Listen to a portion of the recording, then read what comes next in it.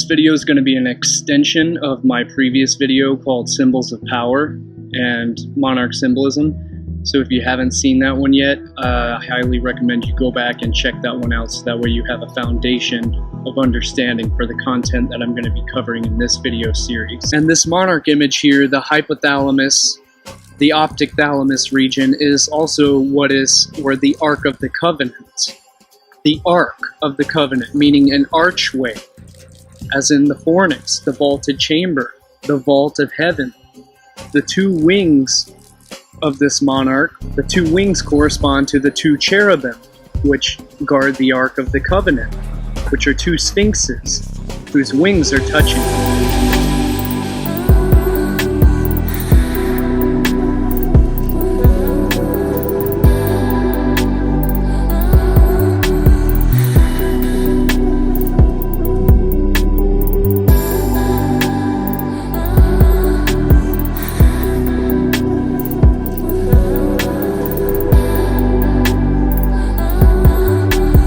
And the etymology of the word fornix comes from fornis, which means furnace.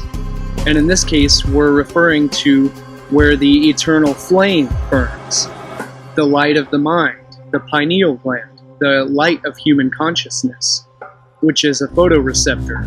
And again, go back to see my series called Symbols of Power to discuss the essence of light and the pineal gland being a photoreceptor. In other words, a receiver of light, which controls the human circadian rhythms, the regulation of sleep and consciousness. The pineal gland is the only midline brain structure that is unpaired or azygous. It's not directly bisymmetrical, and it takes its name from its pine cone shape, which follows a perfect golden ratio Fibonacci hypertrochoid pattern.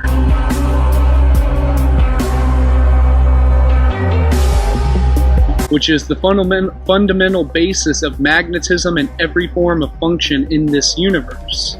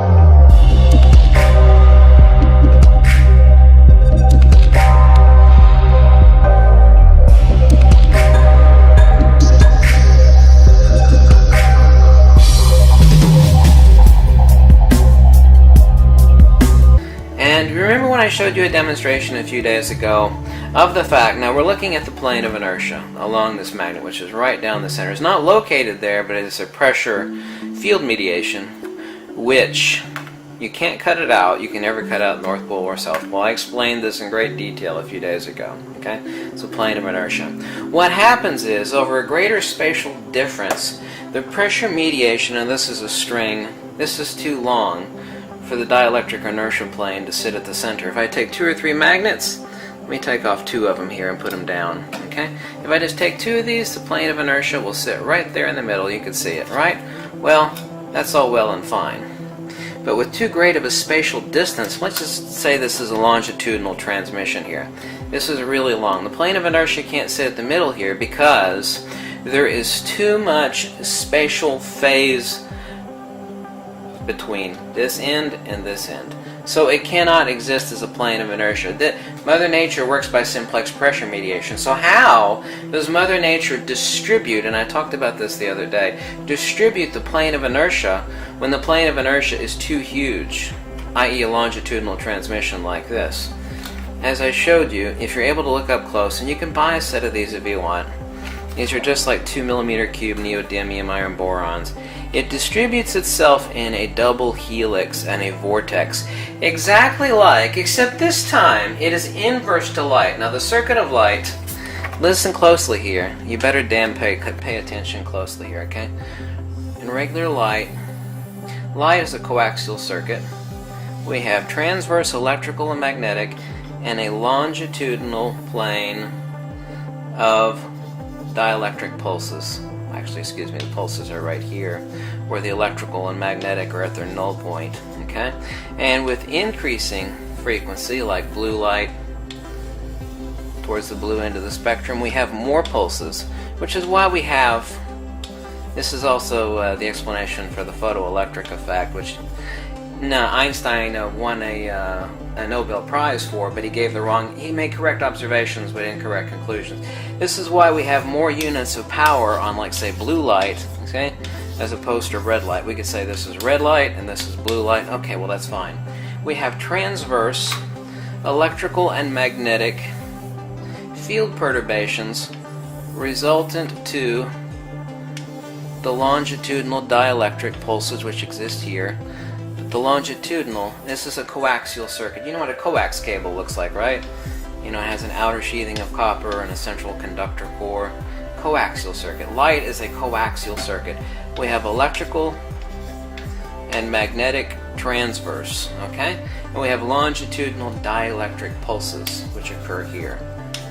Okay, now these are the power.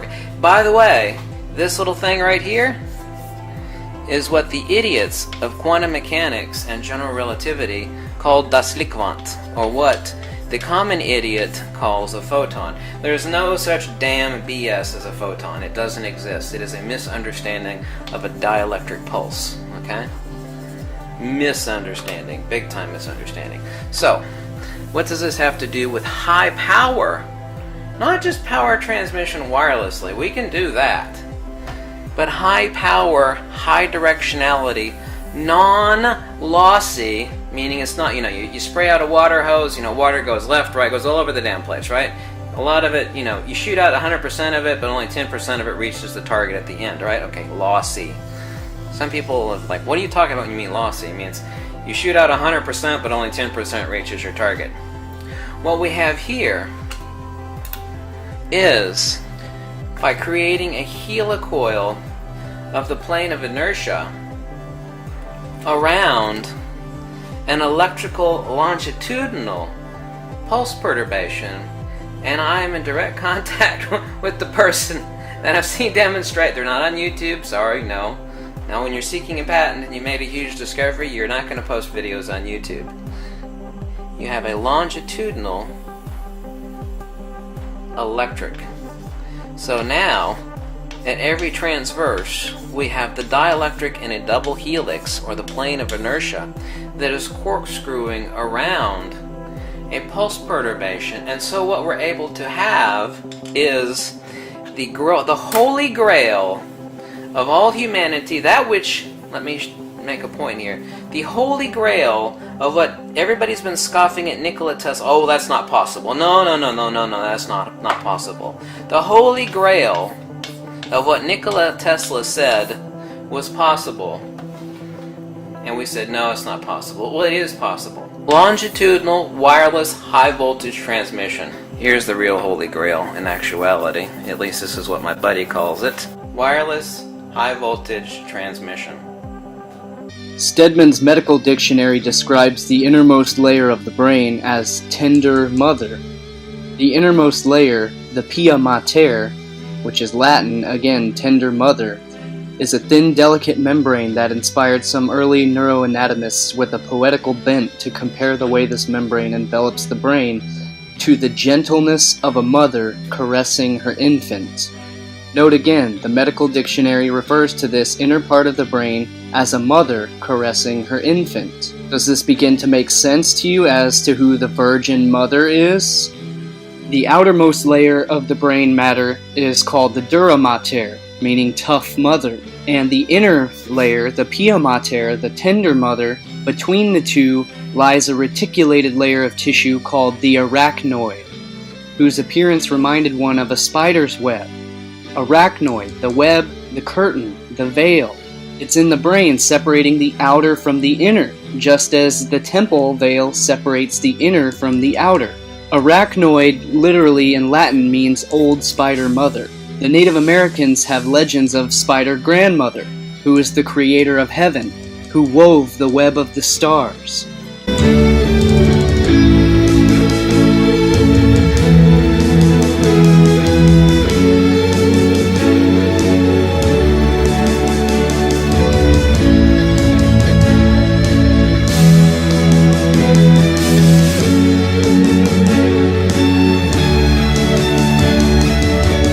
Just as in our neuroanatomy we have the web woven of neural connections, just as in the universe we have the web of neural connections within the mind of the universe.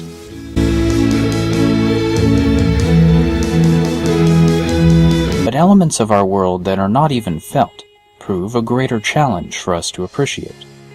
Coronal mass ejections, solar flares, and the solar wind in general bathe the Earth's magnetosphere in space.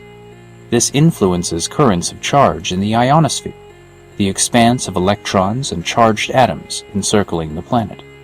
Those currents, in turn, perturb the magnetic field within Earth's atmosphere, shifting it about and causing ripples of sorts. Ultra-low frequency magnetic micropulsations propagate in this medium around us. They are also called Alphen waves. In a past Thunderblog, I mentioned a study where electrophysiologist Robert Becker and psychologist Howard Friedman cataloged an increased schizophrenia admittance rate during geomagnetic storms. These days, the magnetic field of the human brain can be imaged using MEG. While our skull may serve as a robust defense against some influences, it does not block out the geomagnetic field, and thus the gentle magnetic fields of our brain, our biomagnetism, exists in some relationship with it. Excitation of this invisible medium all around us is intimately felt by the human body. Arterial blood pressure is typically increased during geomagnetic storms, and apparently human populations may experience increased adrenaline levels.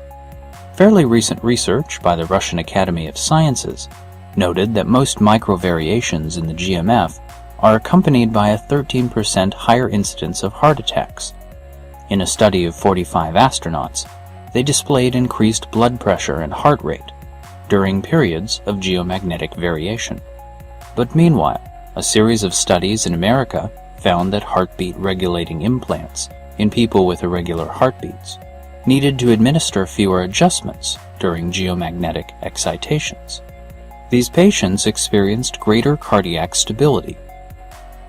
In upcoming episodes, we'll see more discussion of such physiology wherever possible, and of the general relationship between organisms and the planet's magnetic field.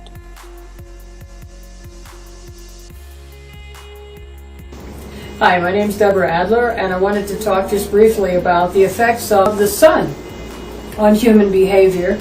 And as early as 1915, some scientists were beginning to recognize connections between solar activity and human behavior. As for whether or not solar storms influence our behavior, a fairly large body of work was conducted by a Russian scientist, Alexander Chizevsky, who lived from 1867 to 1964. And he published a very large work on the influence of solar storms on human history. He offered that periodic bursts of solar energy were an important contributing factor to the cause of human events and could trigger actions that had been building up from a variety of other causes. He called his study of the correlation between periodic cycles of solar and human activity historiometry, and presented his ideas in a 1918 doctoral dissertation, Analysis of Periodicity in the Worldwide Process. In this study and throughout his scientific publications, Chizevsky writes as a confirmed determinist. He finds that all that we think of as the sphere of intellect, culture, and history consists essentially of physical, chemical, neurological interactions and lies in the domain of ordinary natural phenomena. Further, as natural phenomena, all intellectual and social activities are affected by interactions with their natural surroundings, including powerful geophysical and cosmic forces. As human beings with only 5 senses and other limitations, even when aided by mechanical devices, devices, we are aware of only a small fraction of the innumerable waves,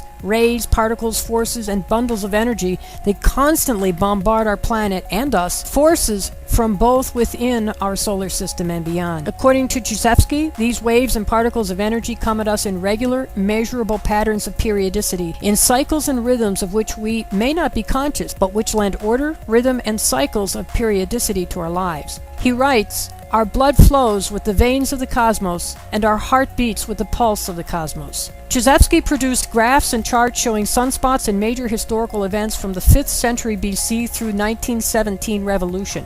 He finds that the pattern of peaks and valleys of solar eruption are almost exactly identical to the peaks of war, revolution, and other manifestations of mass excitability, and the valleys of peace and creativity correlating to periods of minimal mass excitability. In a video offered by Neuronotes on YouTube relative to Krzyzewski's studies, it says that he found an 11.1-year cycle in the number of major battles, riots, migrations, and human excitability in 72 countries going back to 500 BC.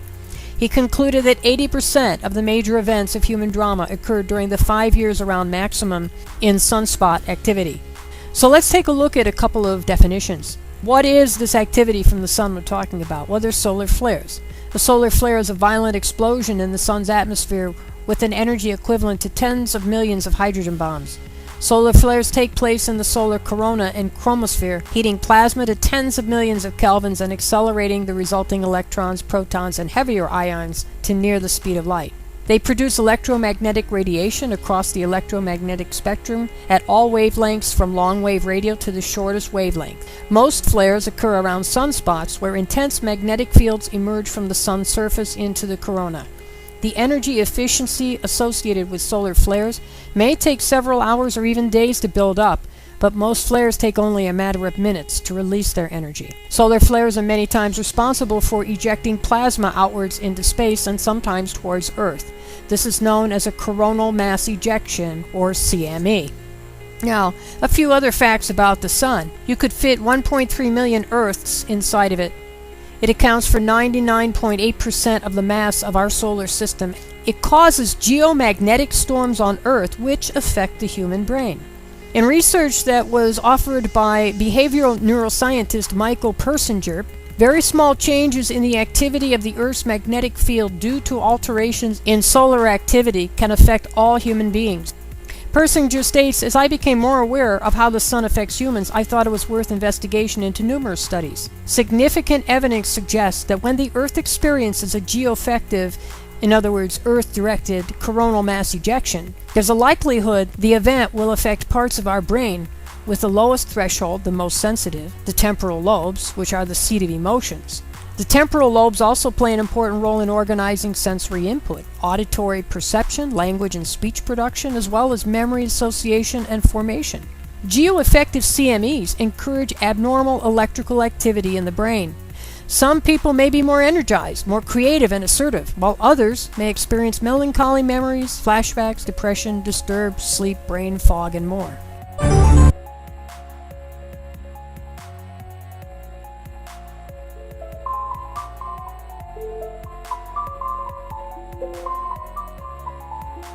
The human heart emits an electromagnetic field that surrounds the entire body and extends at least 15 feet in every direction. This field sends signals to every cell in your body, affecting physical, mental, and emotional health and well-being. The heart field also interacts with and is affected by the electromagnetic field of the Earth, as well as other people, plants, animals, anything that has electromagnetic qualities, which includes pretty much everything, including space, planets, even stars.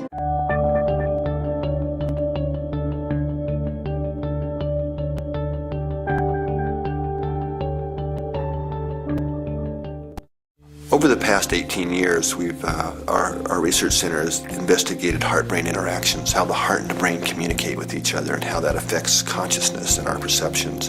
One of the things we identified in our research was the state we now call coherence. And what we found was that when we're feeling positive emotions, like we're really appreciating the sunset, or really feeling love or compassion or care for someone, that the heart beats out a very different message. The heart generates by far the largest rhythmic electromagnetic field produced in the body. And what we've now found is that if we look at the spectrum analysis of the magnetic field radiated by the heart, that emotional information is actually encoded and modulating into those fields. So by learning to shift our emotions, that's changing the information we're encoding into the magnetic fields radiated by the heart, and that can impact those around us. We are fundamentally and deeply interconnected with each other and the planet itself, and what we do individually really does count and matters.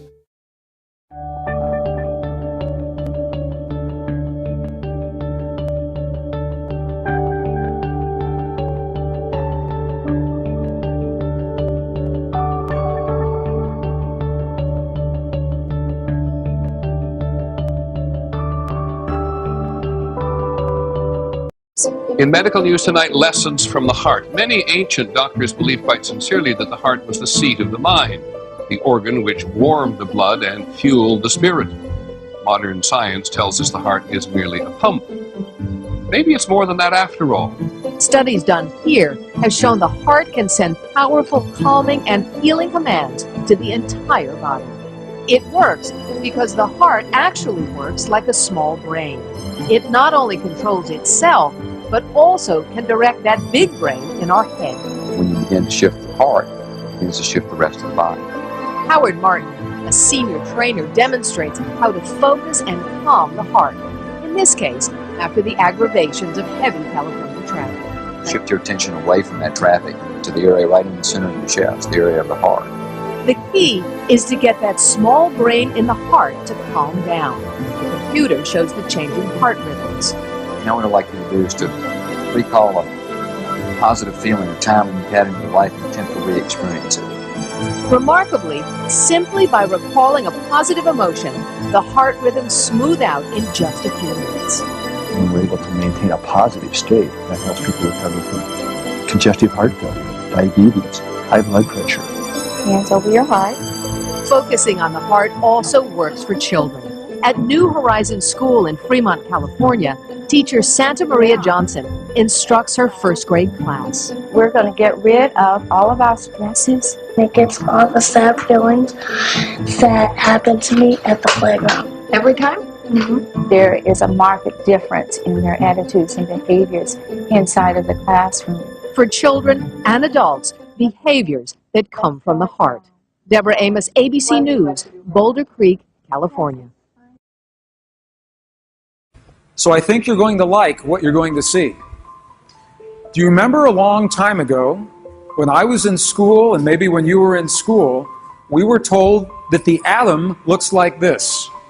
Looks like a little solar system. Long time ago, remember? And we were taught that the atom is made of things. A thing in the center, and things that orbit, things that circulate. Okay? That's not what scientists believe today. Now the atom, they believe, looks like this. It looks like energy. The atom no longer looks like things, it looks like waves of energy rather than particles of things. Now this is very important. You're going to see why. I think you will like what you're going to see in just a moment. So just work with me. So the quantum atom is made of waves of energy rather than particles of things. And this is very important. This is very important. If you want to change an atom, you have to change the energy that the atom lives in. If you want to change the stuff, the physical stuff of our world, you must change the energy that that stuff exists within. Is that okay? Is that good? Does that make sense to you? You okay with that? Okay. We're going slowly because something big is about to happen here. Einstein said this very well. Einstein actually said the field that connects everything together is what he called the governing agency of the particle. Einstein said the field is what determines how the atom behaves. It's in the field. The sole governing agency is what Albert Einstein said. So the field that we're talking about, the field is made of electrical energy. It's made of magnetic energy, two energies. The field that holds everything together. This is out of a traditional text, a traditional physics text. Look at what this says. This says if you change the electric field, that you will change the way the atom behaves, and there's actually a name for this. It is called the Stark effect. So if you change the electrical field, the Stark effect, you change the atom, or if you change the magnetic field, it's called the Zeeman effect, you change the atom. So all this is saying is that science knows today, if you change the electrical field or you change the magnetic field, you change the atom. Okay, that's good? Okay, watch what happens. What organ in your body produces the strongest electrical field in your body? Guess.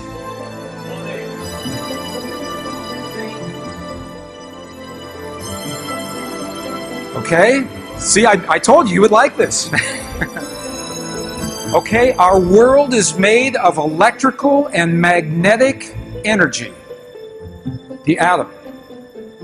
And the science says if you change the electrical field or you change the magnetic field, you change that atom.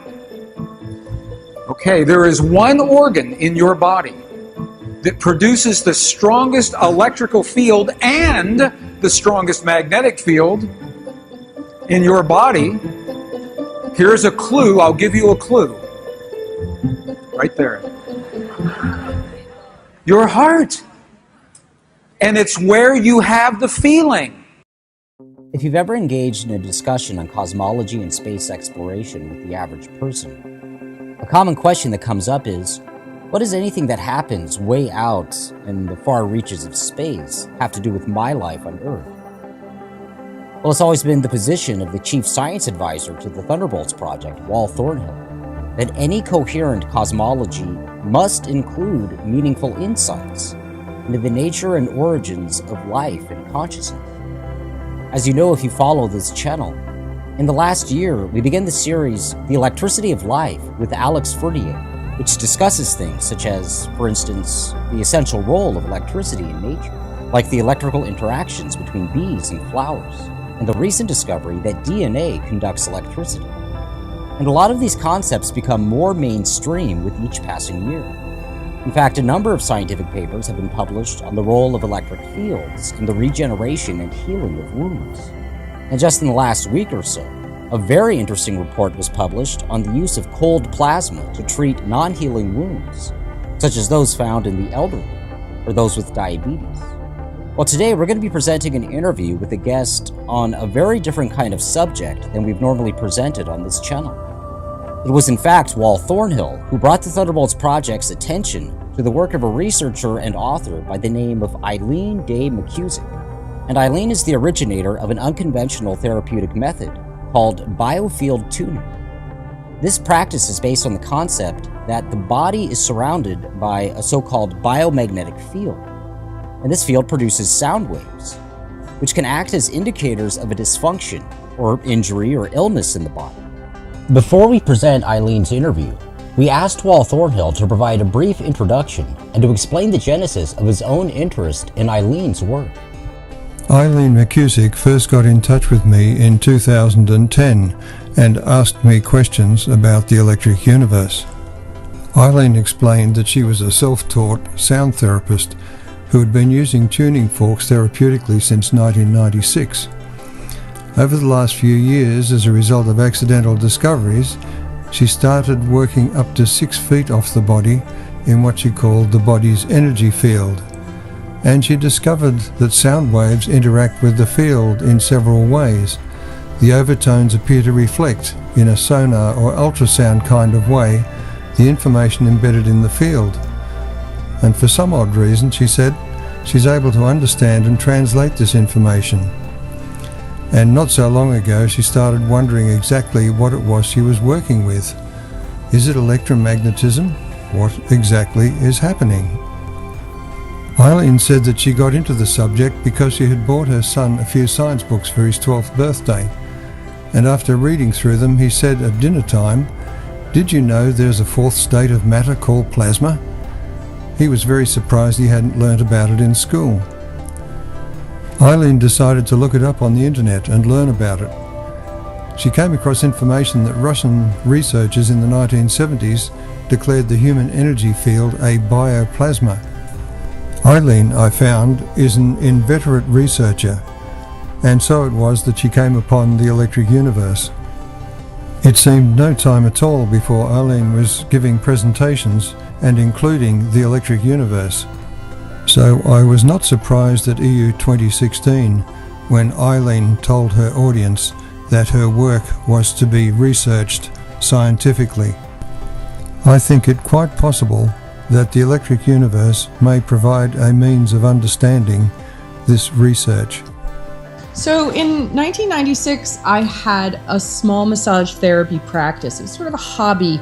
I actually owned a very busy restaurant, and holistic therapies and science and spirituality, human potential were all sort of hobbies of mine. And I was doing massage just, once in a while, but I was really interested in research, and I've always been inquisitive and curious about how things work, and always have a stack of books on my bedside table. And I had been reading about the use of color and sound and music in healing. And this was after I had discovered quantum physics that says, everything is vibration. And I remember thinking, well, if everything is fundamentally vibration, if stuff is an artifact of our perception and our nervous system, then treating vibration with vibration, since I'm vibration, seems very logical. And so I read, there wasn't a lot. It was the mid-90s, so there wasn't an awful lot of information out there. But I read what I could find, and then I came across a set of tuning forks for healing in a catalog. So I just got them on impulse, and I started experimenting with them with people that I felt comfortable enough to say, can you be a guinea pig? And I noticed right off the bat that they didn't behave the way I thought they were going to. I thought that if you activated a tuning fork and held it over someone's body, it was just going to present an objective tone. It was going to be an input to their system. But what I found was that it actually ended up being a conversation between the sounds coming out of the body that that we don't hear, but that are definitely coming out of the body. Like, everything in the body is in motion, and everything in motion makes waves, and waves propagate. So just like when people get an EKG or an EEG, they've got sensors on their skin that are reading, the vibrations being produced in the body. But those waves don't stop at the skin. They keep going off the body. And so what I discovered was that the overtones and the undertones, the inaudible parts of the tuning fork, seem to intersect and even broadcast the waves coming off the body. So if somebody had pain in a particular area and I held the tuning fork over that area, it would sound really sharp, or sometimes it would sound full of static. But I also discovered that if I kept on introducing the tuning fork to the area where there was noise, that after a little while, it just wouldn't sound noisy anymore. It would sound kind of harmonious. And then the person would come back the next week and say to me, all that pain in my shoulder went away. That sound thing was really cool. Do that again. And so in pretty short order, my massage practice morphed into a sound therapy practice. And I just developed this little method of using tuning forks over people, finding areas that were noisy and hanging out there until they stopped being noisy. And then, people would feel better. It was so simple and elegant and curious. I also discovered that I could actually seem to move stuff around with the tuning fork. So, for example, I might find an area where if I held the tuning fork in it, the fork would get really loud. And I was working in what's called the chakra system, which is the hypothesis that our subtle body has these vortices of information and energy flow at very specific points along the spine. And they happen to correspond with areas where we actually have nerve clusters in our physiology. So I was using specific tuning forks for specific chakras, basically, tuning people's chakras, which you can imagine when I was telling people in Connecticut in the 90s that I was using tuning forks to tune people's chakras, what kind of response I got to that. And it was kind of embarrassing to tell people, because there's something about when you say tuning forks and sound healing and chakras that, skeptics just really put walls up. And I'm very logical by nature, and I really didn't like being perceived that way. So over the years, I've gone off on a kind of scientific and academic exploration to try to find language and laws of physics that would explain the phenomenon that I was encountering with my tuning forks.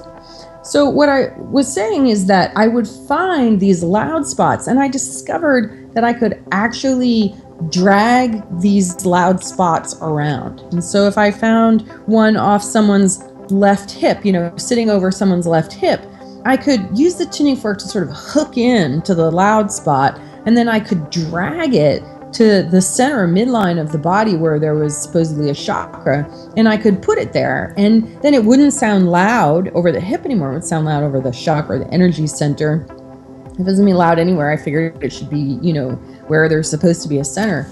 So I developed this method of basically what I call the click, drag, and drop, of finding these loud spots and bringing them to the chakras. And then the chakras would sound louder. And people always said the same thing. I feel lighter, I feel brighter, I feel clearer, my pain is gone, my anxiety is diminished. It was the same sort of, predictable outcomes that happened from this. So I did it as a hobby for 10 years. And then one day I accidentally discovered a loud spot 3 feet off of someone's body. And when I moved it to center, which felt very curious because I'd only been making them move little distances up to that point, the person experienced a very dramatic outcome to an issue that she'd been struggling with and no one had been able to help. And so that got me really curious about the area off the body. And I started exploring that. And what emerged from that is something that I call the Biofield anatomy map. And it's essentially the discovery and the hypothesis that our memories, rather than solely being stored in our brain, appear to be stored in standing waves in the atmosphere around our body.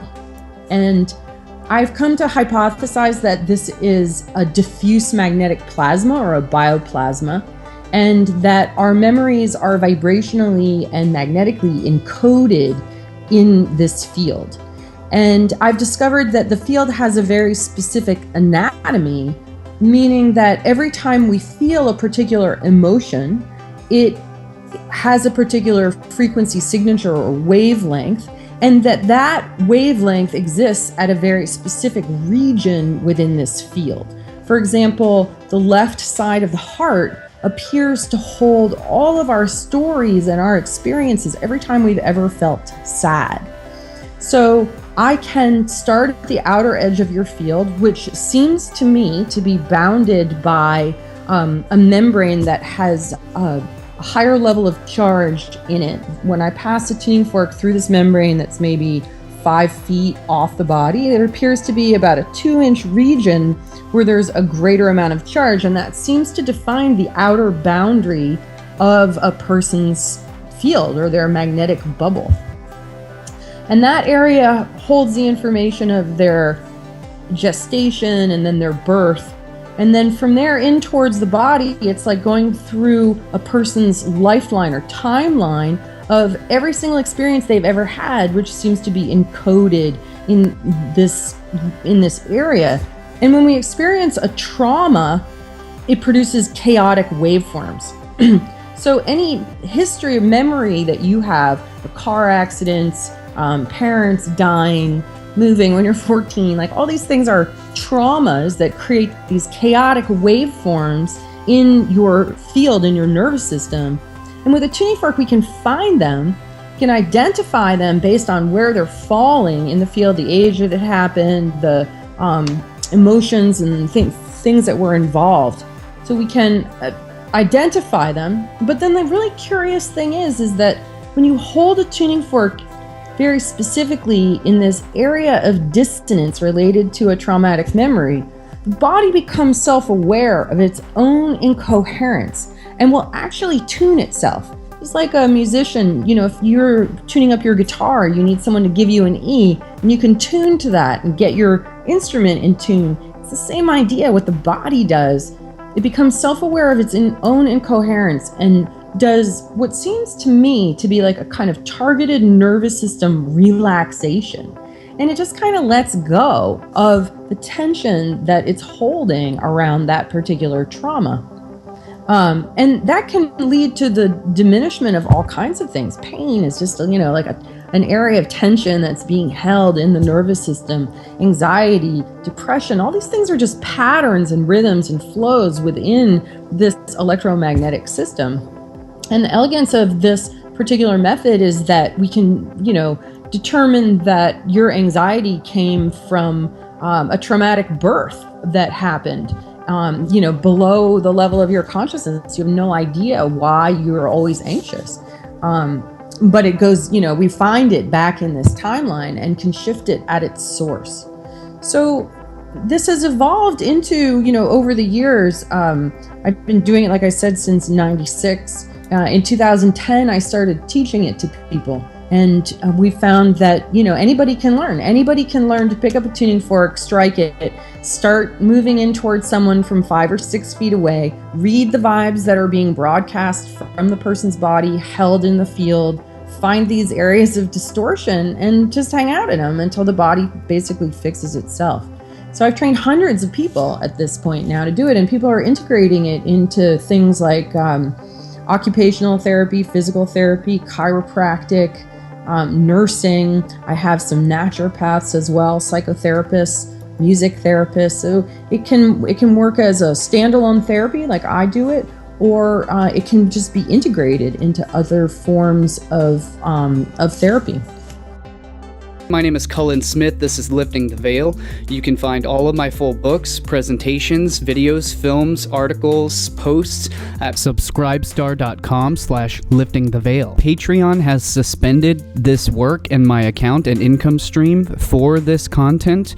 So if you are a supporting patron, then please, I ask you to move your support over to subscribestar.com/liftingtheveil. And I have just established a completely free, uncensored, totally free speech social media platform that replaces Facebook, Twitter, YouTube, every other platform all in one on liftingtheveil.locals.com. You can download the Locals app and you can join our group and have totally free speech and totally uncensored, unrestricted content access. And there is also a ton of exclusive content, and I will leave the cited reference links in the description down below. So you can check that out for all of my full content, and I will see you guys in the next video. I rely solely on word of mouth, and the recommended algorithms are not recommending any of my videos or films anymore. My channel has literally been completely restricted, so I rely on your help by sharing my work around if you appreciate it, and leave me your comments. I definitely want to know what you have to share and what you have to think about all of this stuff, and I will see you in the next video.